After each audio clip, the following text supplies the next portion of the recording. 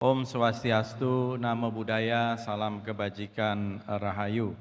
Yang saya hormati Menteri Pendidikan Tinggi, Sains dan Teknologi, Profesor Brian Yuliarto, STMN, PhD, dan juga Wakil Menteri Pendidikan Pak Tinggi, Pak Fauzan. Yang saya hormati Bapak Purbaya Yudi Sadewa, Bapak Kepala BRIN, sahabat saya juga ini sudah lama, dan juga para rektor perguruan tinggi se-Indonesia, para dekan, para dosen, guru besar, pimpinan lembaga negara, pelaku industri, dan seluruh pemangku kepentingan.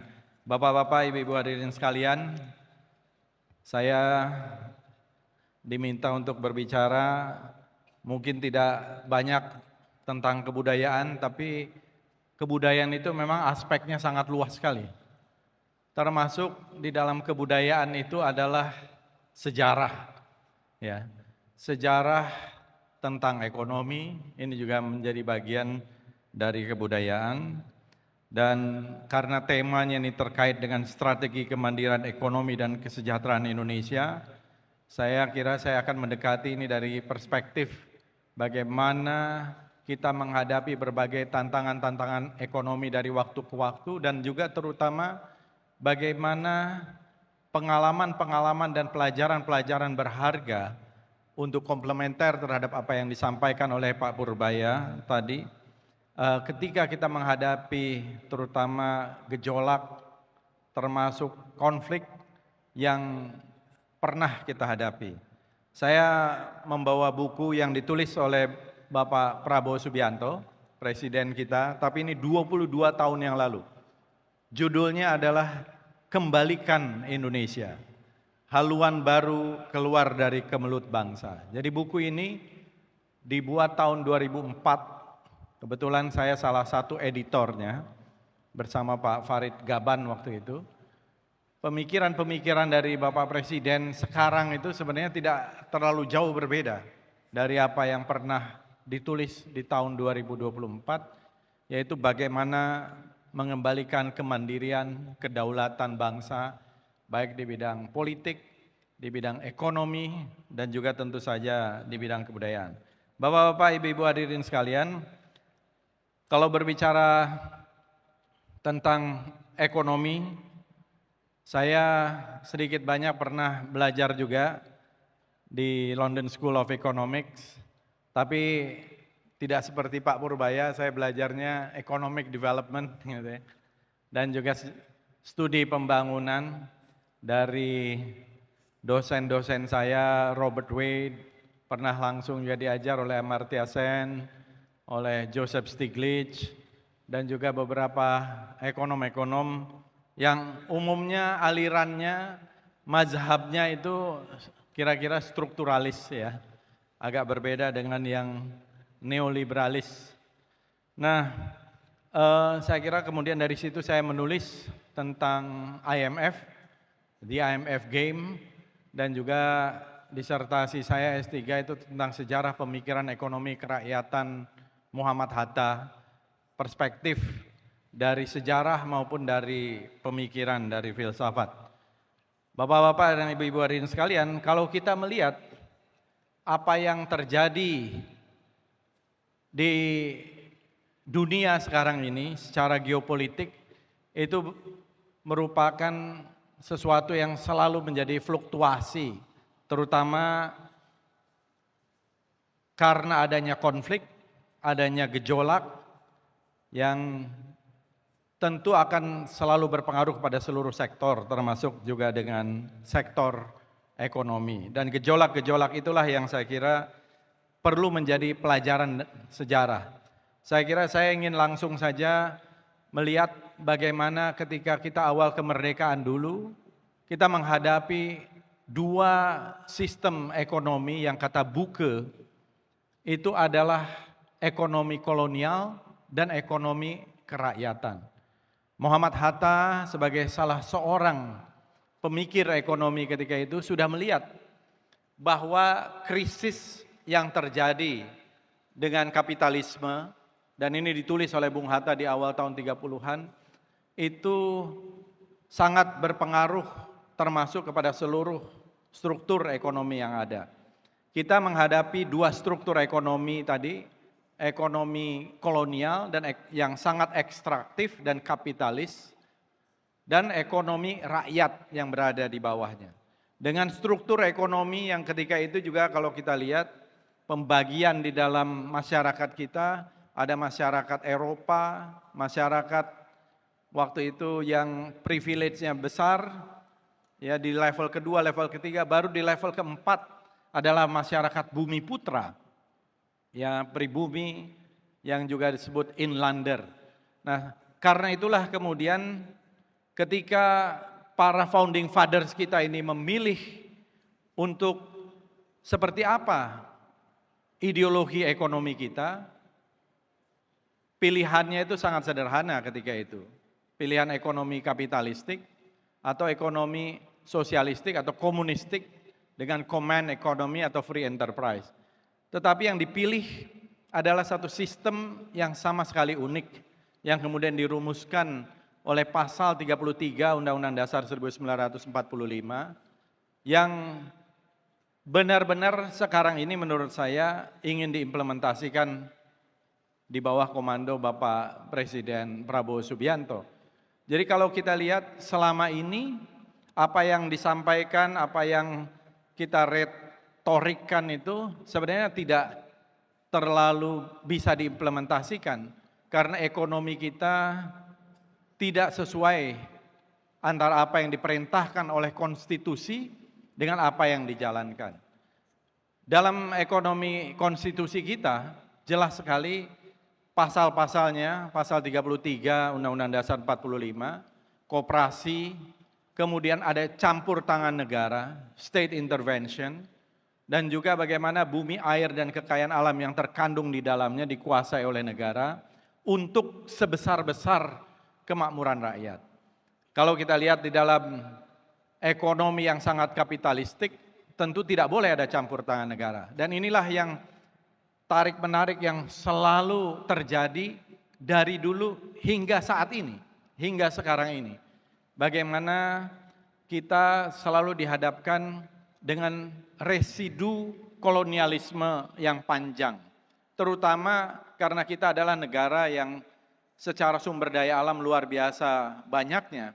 Jadi pertarungan over the resources ini menjadi salah satu yang sangat penting untuk kita lihat. Dan kenapa kemudian para pemimpin bangsa kita tuh memilih satu jalan ekonomi yang sangat unik yang disebut sebagai ekonomi Pancasila, ekonomi kerakyatan, ekonomi yang tidak kapitalistik tetapi juga tidak sosialistik sekali, tetapi jelas bagaimana ekonomi yang khas ala Indonesia dan inilah yang terjadi. Dan setiap zaman, setiap rezim tentu menghadapi tantangan-tantangan sendiri. Kalau kita lihat peralihan dari Orde Lama ke Orde Baru, kita lihat inflasi mungkin yang terparah di dalam sejarah Indonesia, 600% dari Orde Lama ke Orde Baru itu. Tahun 65, 66 itu inflasi kita 600% kalau tidak salah ya Pak Purbaya. Dan itulah yang menjadi tantangan ketika itu pemerintahan baru. Dengan pertumbuhan minus 12%. Dan tidak ada apa-apa ketika itu, tidak ada. Karena politik menjadi panglima. Ketika politik menjadi panglima, ekonomi sama sekali tidak diperhatikan dan inilah yang terjadi pada masa itu. Nah, pada waktu masa Orde Baru, kita tahu bahwa pembangunan menjadi kuncinya dan kita lihat bahwa pada masa-masa itu ada repelita, pelita yang membuat pertumbuhan kita relatif cukup baik. 8%, 7%, 6% selama masa-masa Orde Baru itu dengan intervensi negara termasuk untuk revolusi hijau di bidang pangan, di bidang energi, tentu saja ada satu keuntungan, terutama keuntungan harga minyak yang naik, oil boom tahun 74 dan tahun 77 dari harga minyak yang tadinya hanya belasan dolar kemudian naik menjadi berkali lipat dan itu menguntungkan bagi pemerintahan Orde Baru di awal-awal.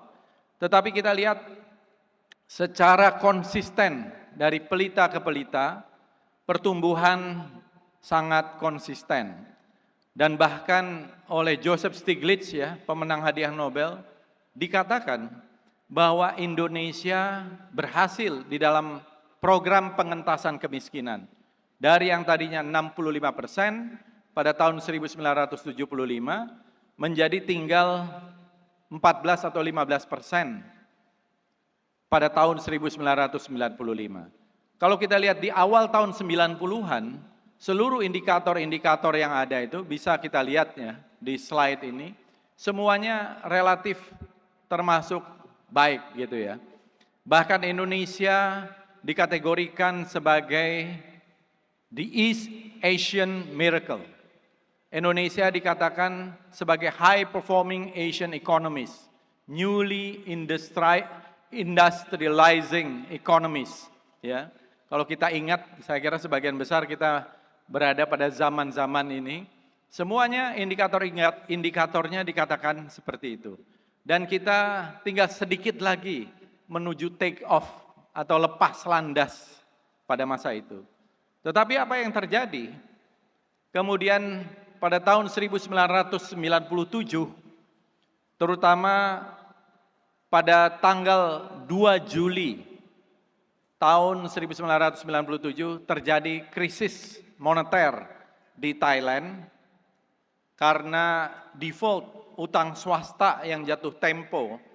Karena banyak sekali ini utang swasta itu untuk diinvestasikan jangka panjang padahal jangka pendek gitu ya. Dan akhirnya ini default dan menular.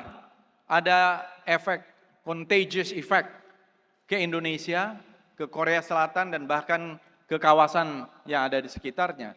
Dan kalau kita lihat devaluasi baht ketika itu menular ke rupiah. Rupiah waktu itu masih 2.200-an per 1 US dollar, terus meningkat dan kita akhirnya mengundang IMF. Ya, inilah salah satu mungkin boleh dibilang kesalahan kita, karena ketika itu IMF singkat cerita tidak memberikan diagnosa yang tepat atau sengaja tidak membuat diagnosa yang tepat. Diagnosanya seperti seorang dokter itu kan jelas apa penyakitnya, kemudian apa obatnya. Tetapi yang dilakukan oleh IMF ketika itu adalah mereka mendiagnosa mungkin tahu, jelas sekali mungkin tahu, tetapi obatnya sama sekali salah. Tadi apa yang disampaikan oleh Pak Purbaya, mereka itu tidak tahu apa yang terjadi di Indonesia, sosial politik yang terjadi di Indonesia, dan IMF ini selalu obatnya itu generik, one size fits all. Jadi semua penyakit obatnya adalah itu. Yang kemudian oleh Joseph Stiglitz, nah saya ingin membuat satu, ini, 4 steps to damnation, 4 langkah menuju ya kutukan, kira-kira itu. Apa resep-resep IMF itu? Kalau kita lihat, ini yang mengatakan bukan saya mengutip dari pemenang hadiah Nobel, yaitu Joseph Stiglitz. Karena pertarungan di dalam mazhab ekonomi, ideologi ekonomi, itu tetap negara-negara tertentu menginginkan kita ini mengikuti resepnya mereka sampai hari ini, yaitu apa yang disebut sebagai Washington Consensus atau New Washington Consensus. Karena model ini yang dianggap menurut mereka itu sangat tepat, yaitu liberalisasi, privatisasi, kemudian market based pricing, tidak boleh ada subsidi, dan juga free trade. Ini adalah beberapa hal. Kalau Washington Consensus oleh John Williamson itu ada 10 resep dari Washington Consensus. Jadi memang mazhab ini dipaksakan oleh mereka supaya ada di negara-negara berkembang, supaya kita punya ketergantungan kepada kekuatan-kekuatan besar major player supaya sumber daya alam kita ini bisa dikontrol oleh mereka. Jadi kalau kata Joe Stiglitz, yang pertama itu adalah privatisasi. Selalu resepnya itu harus privatisasi. BUMN tidak boleh ada, harus dijualin. Kira-kira begitu. Ini juga yang terjadi di tahun 97-98. Kemudian yang namanya capital market liberalization harus dibuka sebebas-bebasnya supaya ada capital inflow, tapi juga mudah terjadinya capital outflow. Karena kita ini di era reformasi sudah terlanjur ada liberalisasi, maka tentu saja dengan mudah terjadi capital inflow maupun outflow. Jadi mempermainkan rupiah itu sangat mudah. Mungkin cukup 5-6 fund manager juga bisa untuk mempermainkan rupiah. Mau dibikin 18.000, mau dibikin 15.000 juga mudah sekali. Nah, itu setiap pemerintahan yang mempunyai rezim open capital account sudah pasti akan rentan terhadap yang namanya krisis finansial. Ya, itu adalah mungkin semacam diktum termasuk yang dianut sendiri oleh mereka yang percaya kepada mazhab liberalis. Lalu yang ketiga, kata Stiglitz, adalah market-based pricing. Tidak boleh ada subsidi, karena subsidi itu ya seperti membakar uang. Dan inilah yang juga terjadi di tahun 97-98. Kalau bapak-bapak ingat, ibu-ibu ingat ketika itu, yang krisis itu adalah mata uang kita, depresiasi. Kan seharusnya gampang saja kalau mau menyelamatkan rupiah ketika itu. Utang-utang swasta ini bisa direstrukturisasi, di roll over. Dan itu yang mereka lakukan terhadap Thailand, dan itu juga yang mereka lakukan terhadap Korea Selatan. Tetapi tidak dilakukan terhadap Indonesia. Di Indonesia justru di dalam letter of intent yang pertama IMF, pada tanggal 31 Oktober tahun 97, intervensinya adalah menutup bank yang dianggap kroni. Akhirnya bank-bank kita runtuh, terjadi rush kepada perbankan kita. Itu sebetulnya tidak ada hubungannya dengan depresiasi rupiah. Kata Jeffrey Sachs, ya, ekonom yang sekarang masih sangat kritis, Jeffrey Sachs mengatakan, apa yang dilakukan IMF di Indonesia dengan menutup bank itu adalah seperti menyiram bensin di tengah api. Itu katakan oleh Jeffrey Sachs. Jadi mereka sengaja menyiram bensin di tengah api. Kemudian ketika letter of intent yang kedua pada tanggal 15 Januari tahun 1998, ternyata tidak juga membuat confident terhadap apa yang disebut sebagai market kepada rupiah kita. Karena dia tidak address persoalan yang paling penting ketika itu, yaitu persoalan depresiasi, devaluasi rupiah kita. Yang dia harus sikat adalah program-program strategis, termasuk program pesawat terbang, ya ketika itu, yang dianggap padat modal. Padahal kalau kita mungkin ketika itu terus dengan program itu, mungkin kita sudah punya drone-drone yang hebat. Kita punya pesawat terbang yang hebat ketika itu. Tapi semua itu harus dihentikan. Begitu juga dengan program-program subsidi yang lain. Tidak boleh. Apa yang terjadi? Rupiah tetap tenggelam. Bahkan sempat menyentuh 17.000 sampai 18.000 pada tanggal 16, 17, 18 Januari 1998. Begitu juga letter of intent yang ketiga. Nah, ketika itulah kalau kita saksikan, Pak Harto menyadari bahwa resep IMF ini salah. Resep IMF ini tidak tepat. Ini bukan obat, tetapi racun, kira-kira begitu ya. Dan inilah yang membuat kemudian ada satu formula yang namanya IMF Plus. Ingin melakukan pegging, bahkan mau menerapkan ketika itu currency board system. Tetapi ada pro dan kontra, currency board system tidak jadi digunakan.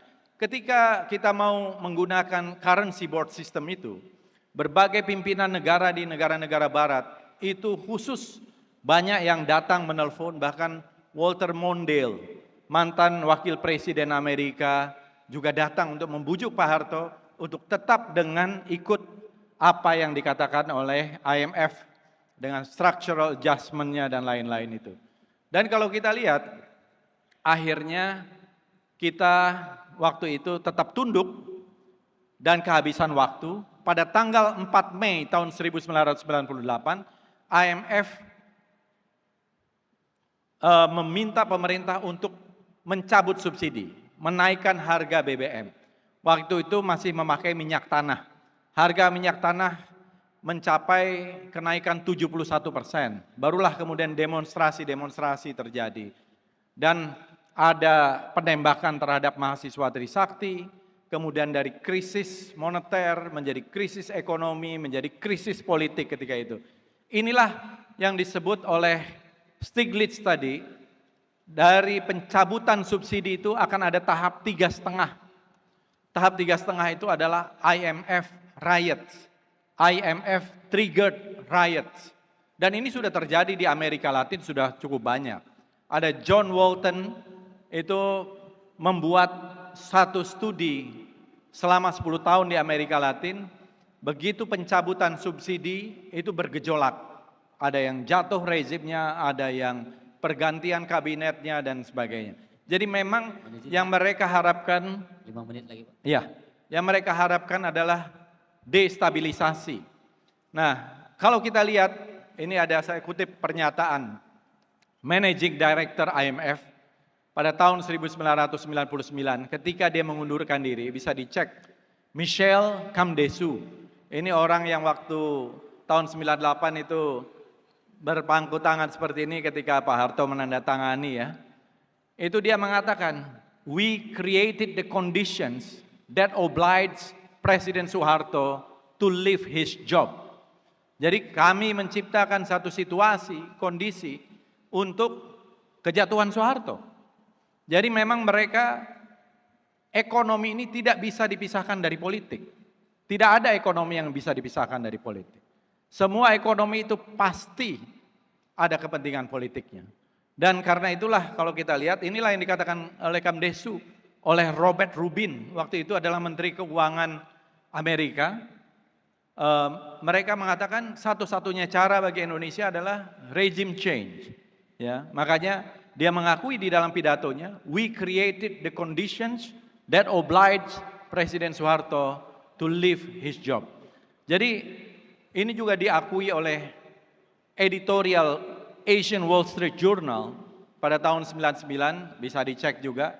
Dia mengatakan, kalaulah Indonesia waktu itu menerapkan CBS, Currency Board System, mungkin Indonesia tidak akan jatuh di dalam krisis yang dalam.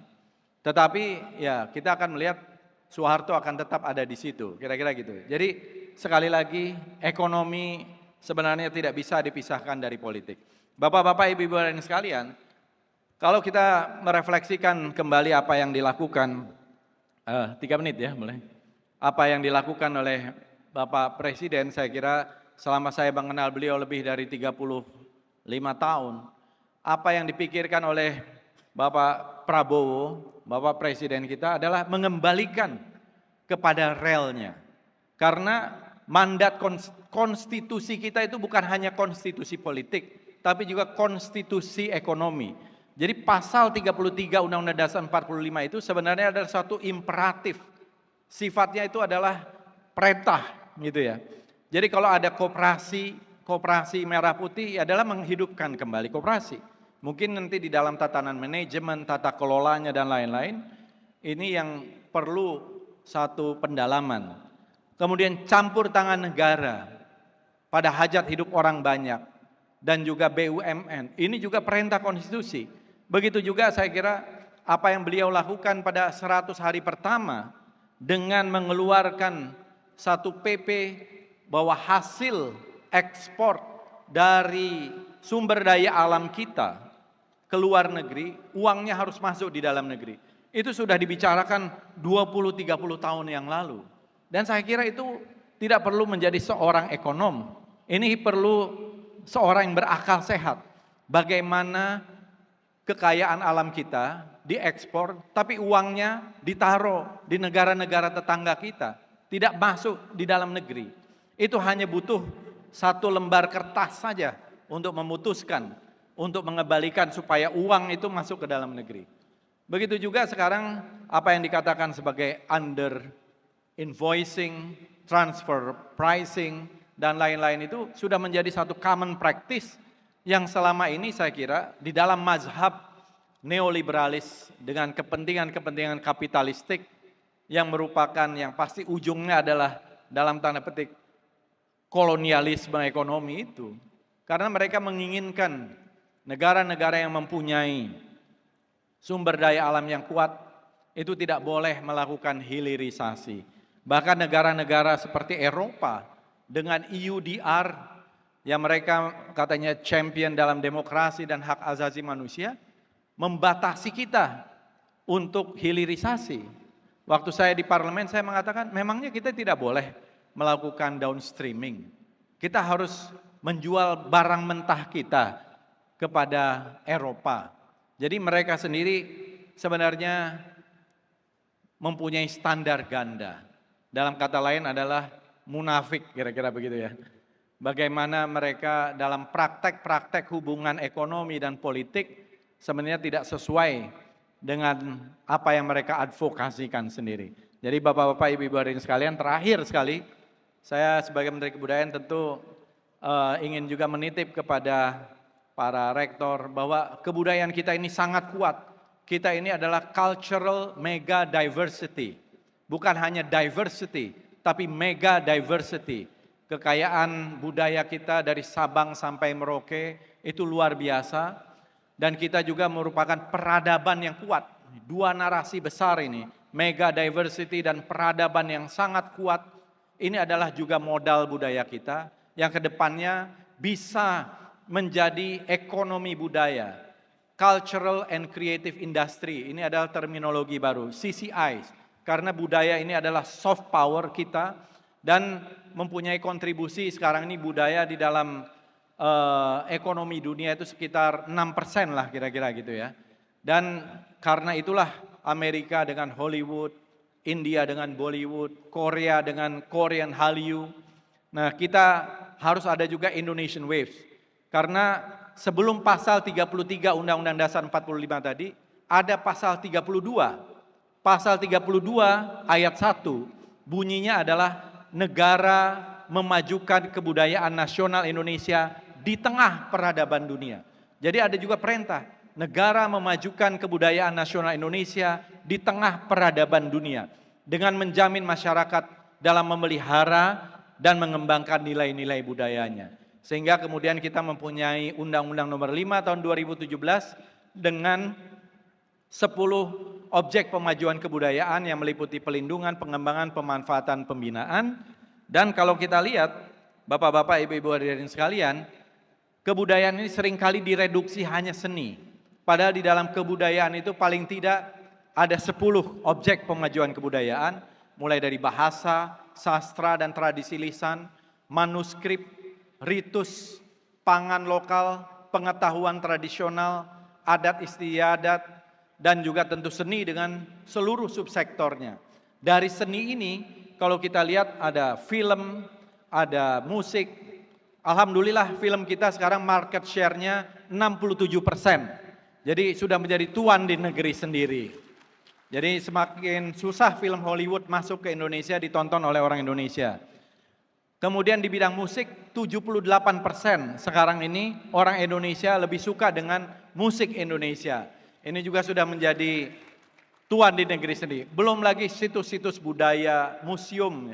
Museum itu saya contohkan, karena ini museum harus diperbaiki, ini mumpung ada Pak Purbaya di sini, supaya anggaran kebudayaan juga dinaikkan gitu ya. Jadi Museum Versailles di Prancis, itu yang datang itu 30.000 orang satu hari. Satu hari 30.000 orang.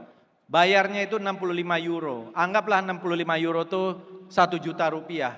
Satu hari aja pemasukan dari tiket itu 30 miliar rupiah. Baru dari tiket. Padahal museum itu kalau di luar negeri, di MoMA, di Tate Modern, di Louvre, di Versailles, itu 50%-nya dari merchandise. 30% baru dari tiket. Jadi kalau kita hidupkan museum, ini museum nasional baru kita perbaiki aja, kenaikan pengunjungnya sudah 400% dan berbayar. Bayarnya saya naikin 2 kali lipat. Lumayan. Borobudur kalau kita perbaiki akan menjadi situs-situs budaya karena di ujungnya adalah pariwisata, di ujungnya adalah ekonomi kreatif. Itu cultural and creative industry itu ada di situ. Belum lagi situs-situs budaya yang lain yang harus dimanfaatkan dan dikembangkan. Terima kasih. Wassalamualaikum warahmatullahi wabarakatuh. Terima kasih Pak Menteri, Pak Fadli John. Kami ada waktu kira-kira nanti 10 menit gitu ya, untuk 5 menit untuk kita tanya jawab. Satu saja ya, silakan Ibu yang perempuan nih. Ya. Hah? 15 menit, 15 menit, 15 menit. Ya bentar, ini Pak. Ya Pak ya. Oke, bismillahirrahmanirrahim. Assalamualaikum warahmatullahi wabarakatuh. Bapak Menteri, perkenalkan saya Profesor Dr. Eiti Mardian Kurniawati, saya Dekan Fakultas Kedokteran Universitas Airlangga. Jadi kami dari Surabaya Bapak.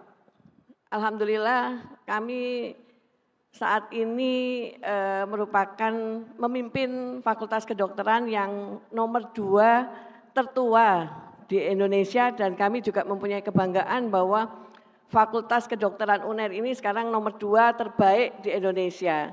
Jadi kami di bawah Universitas Airlangga yang saat ini juga peringkatnya adalah 276 dunia dan 3 besar di Indonesia. Jadi Bapak, yang ingin kami sampaikan adalah bahwa kami ini Fakultas Kedokteran selain mempunyai tugas dan kewajiban utama kami bagaimana kami mencetak dokter-dokter dan tenaga kesehatan yang memberikan kontribusi untuk bangsa ini, kami juga merupakan bagian dari sejarah dan budaya Indonesia. Jadi dalam paparan Bapak yang terakhir tadi cukup menyentil kami, karena sebagai Fakultas Kedokteran tertua di Indonesia, kami merupakan warisan. Jadi bangunan yang ada di Fakultas Kedokteran itu adalah peninggalan Belanda. Jadi kami berdiri sejak tahun 1913. Intinya, Bu, ya. Langsung pertanyaan. Jadi intinya adalah apakah program strategis, ada program strategis yang bisa kira-kira menjadi bagian dari kolaborasi Bapak. Jadi bagaimana mungkin dari Kementerian Kebudayaan ini bisa membuat program strategis untuk kami yang berada dalam lingkup pendidikan, tapi juga mempunyai cagar budaya agar kami juga mempunyai peran serta dalam membangun kebudayaan bangsa ini. Jadi sebagai informasi juga kami mempunyai museum, jadi Museum Pendidikan Kedokteran di Surabaya, yang itu didirikan pada saat usia pendidikan kedokteran di Surabaya 1 abad. Jadi mohon penjelasannya, dan mungkin nanti Bapak bisa juga berkunjung ke tempat kami di Fakultas Kedokteran Universitas Airlangga. Baik ya. Terima kasih banyak Bapak. Satu lagi aja ya, silakan Pak. Oh udah cukup Pak, nggak bisa lagi Pak, silakan Pak Menteri. Baik, soal museum dan cagar budaya itu sebetulnya sekarang kita juga sedang melakukan revitalisasi, tentu secara bertahap. Pada tahun ini keraton, istana, dari kerajaan-kerajaan, kesultanan-kesultanan yang sudah menjadi cagar budaya nasional, sejumlah museum juga kita lakukan, dan kebetulan di Kementerian Kebudayaan juga ada endowment fund ya, melalui yang dikelola oleh Dana Abadi Kebudayaan dengan LPDP. Ini juga bisa dimanfaatkan untuk kegiatan-kegiatan museum yang non fisik. Tapi kita juga memberikan, termasuk ada DAK terkait dengan museum untuk pemajuan itu. Jadi insya Allah ke depan ya mungkin bisa bersurat dan bisa kita kaji lebih lanjut. Terima kasih. Terima kasih sekali lagi Bu. Demikian pokoknya cukup, kita Pak Presiden sudah ada di ruangan. Terima kasih Pak Menteri, Pak Dr. Fadli, itu kita cedera mata Pak. Mohon izin Bapak Fadlizon, Pak Muriato Amin untuk bisa berkenan tetap berada di atas panggung. Kami akan memberikan cenderamata yang akan diserahkan langsung oleh Bapak Brian Yuliarto. Sekali lagi terima kasih Pak Murianto telah memimpin sesi ini dan Pak Fadlizon yang juga telah memberikan materi di sesi kebudayaan. Kembali kami memohon dengan hormat Bapak Brian Yuliarto untuk bisa memberikan cenderamata kepada Bapak Fadlizon dan juga Bapak Murianto. Amin.